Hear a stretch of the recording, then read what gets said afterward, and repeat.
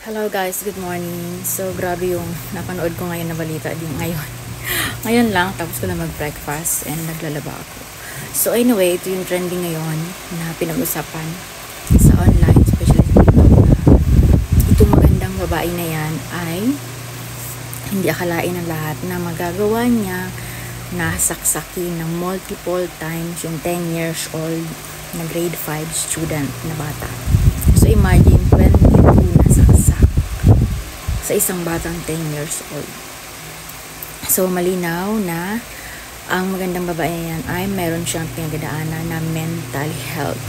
So hindi ho basta-basta ang pagkakaroon ng mga depression, anxiety. So ang tanong doon nung nahuli siya, sabi bakit niya daw ginawa? Dahil daw lumaki siya na bata pa na iniwan, and then dahil sa selos. So yung over selos niya, yun ang nag-cause para hindi niya makontrol yung thoughts niya, kaya nakagawa siya ng ganong karumal-dumal na kasalanan. So grabe yung nangyari, kawawa yung bata. Parang ang kwento yung bata ay naglalakad lang, tapos sinundan niya, tapos bigla na lang niya pinagsasaksakan 22 times. So itong magandang babae na to ay taga Taytay, Rizal. So kayo na bahala mag-search, makita niyo yan.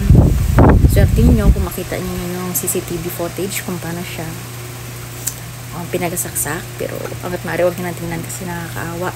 And then ayun, mag-ingat po tayong lahat. Ingatan po natin ang ating mental health. At sa lahat ng mga tao na sinasabi, okay, anxiety lang yan, mawala din yan, kalma lang.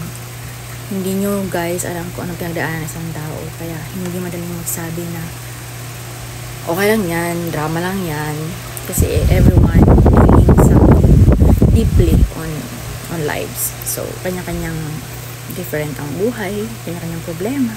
So minsan pag hindi nakayanan, talagang bumibigay, lalo na kapag hindi kasama si Lord sa anyway, ganun lang. Mag-ingat tayo lahat. Ingatan po ang ating physical, emotional, and mental health. Ingat kayong lahat. Thanks for watching.